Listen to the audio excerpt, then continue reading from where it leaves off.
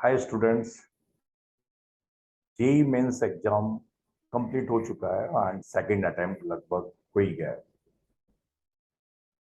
अब थोड़े बहुत दिन 25 से थोड़े से ज्यादा 27-28 दिन और जेई एडवांस कैसे इस ताले को खोला जाए, हाउ टू अनलॉक, कैसे तैयारी की जाए, कैसे अपनी एनर्जी को कंसोलिडेट किया जाए जिससे हम जेई एडवांस में अच्छा कर पाए। आज हम इसी टॉपिक के बारे में बात करेंगे।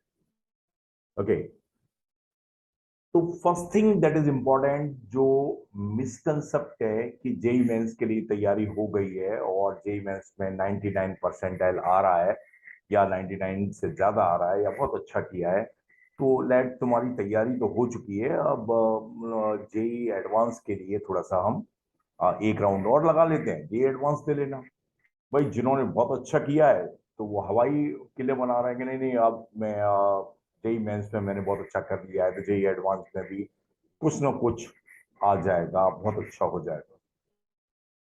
तो मैं आपको ये बताना चाहता हूँ कि there is a JEE Mains और जेई एडवांस में there is a big difference. Exam approach में अंतर है, एग्जाम पैटर्न में अंतर है, और एग्जाम के पीछे जो थीम है वो टोटली डिफरेंट है। जे एग्जाम में जहां ये कहते हैं, मैं भी कहता हूं, सभी लोग कहते हैं कि भाई कोई टॉपिक हमें छोड़ के नहीं जाना है, हर टॉपिक के हमें फॉर्मूलेज मालूम होने चाहिए। हर टॉपिक के अगर फॉर्मूलेज मालूम है, हम कैलकुलेशन करने में हेजिटेशन नहीं है, तो हम उसकी प्रॉब्लम कई बार हम कर लेंगे। और लेकिन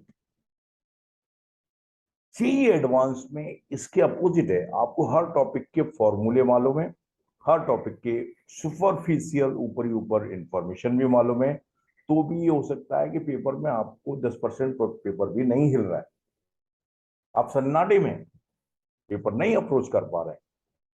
द मेन थीम, जो टॉपिक जे एडवांस में अगर आप अच्छा करना चाहते हैं तो जो टॉपिक आए, एक मिनिमम उनमें एक डेप्थ लेवल भी जरूरी है, उनमें एक थिंकिंग प्रोसेस जरूरी है। फॉर्मूलों से काम नहीं चलेगा, आप वो सब्जेक्ट आपको अच्छे से आना चाहिए। तो अल्टीमेटली जो जे मेंस के लिए जो प्रिपरेशन है या रिवीजन है, that is totally different from J advance. J advance के लिए अगर 25 दिन बचे हैं तो हवाई ख्याल नहीं बनाने भाई। सीक्रेट मतलब जो उस ताले को खोलने की चाबी है वो ये है कि जो करना है अच्छे से करना है, पहली बात। तो वन बाई वन हम इसके बारे में बात करेंगे। दो टॉपिक के बारे में मैं मेनली फोकस करूंगा कि इन अ डे टाइम कितना डिवोट करेंगे। तो आप ये सोचो यार, जब मन आ रहा है पढ़ लो, पढ़ते ही रहो, पढ़ते ही रहो, पढ़ते ही रहो, दैट इज करेक्ट।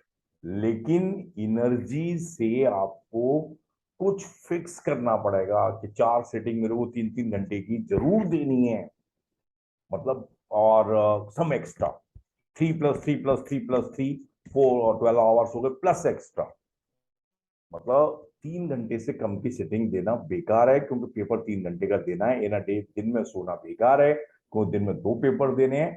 तो ये टाइम की बात हो गई। 3+3+3+3 प्लस एक्स्ट्रा टाइम। टाइम ऐसे देना चाहिए मुझे। तो बात आती है पढ़ना क्या चाहिए भाई। पढ़ना ये चाहिए कि जो तुम्हें सबसे अच्छा आता है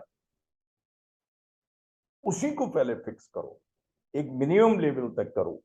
उस उस पर्टिकुलर टॉपिक में तैयार करने के बाद जी में आए हुए जो एडवांस में आए हुए जो प्रॉब्लम्स हैं वो जरूर करो।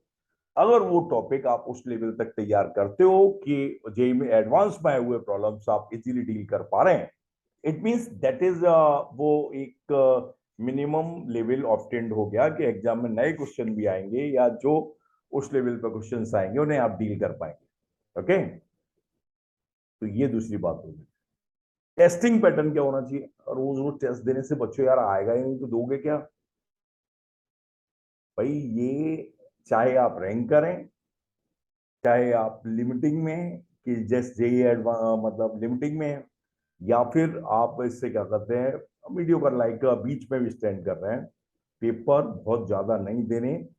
हाँ, एक वीक में एक या दो पेपर दे सकते हो, प्रॉपरली एक दे सकते हो, तो लेकिन बाकी के दिन वो तैयारी के जब अगला पेपर दे रहे हो तो उसमें परफॉर्मेंस अपलिफ्ट होनी चाहिए, अच्छी होनी चाहिए। बात समझ आई? 25 दिन है, फोकस कर दो। हवाई जहाज मत बनाओ, हवाई महल मत बनाओ कि हो जाएगा हो जाएगा हो जाएगा। भाई ढंग से फोकस करो। दो बात मैंने, in a day, in a day 3+3+3+3 plus extra, 12 plus extra. Okay. और सब्जेक्ट कैसे, जो टॉपिक उठा रहे हो, भाई एक फिजिक्स का उठा लिया, एक मैं कर लिया पर है उसी, फिर मैथ का कर लिया, फिर केमिस्ट्री का कर लिया। लेकिन करने के बाद उसका जो लेवल रिक्वायर्ड है वो कम से कम पेपर करने के बाद, तैयारी करने के बाद जेई एडवांस में हैवी प्रॉब्लम्स जरूर बननी चाहिए। ओके। इस तरीके से रिवाइज करो, राउंड लगाओ। सुपरफिशियल रिवीजन से कोई फायदा नहीं होगा, टाइम वेस्ट होगा। ऊपर फॉर्मूलेबाजी से कोई फायदा नहीं होगा। आप जो टॉपिक रिवाइज करें वो सिस्टमेटिक, एक फिजिक्स का कर लिया, एक मैथ का कर लिया, एक केमिस्ट्री का कर लिया, उसके बाद फिर एक फिजिक्स का, केमिस्ट्री का, मैथ का, और टॉपिक को एक जो लेवल है उस लेवल से ऊपर तक हमें टच करना है। Best of luck. ढंग से पूरी एनर्जी से लग जाओ, इन अ डे फोकस करो, और टॉपिक में कैसे मूव करना है ये मैंने आपको बताया। Okay, thank you.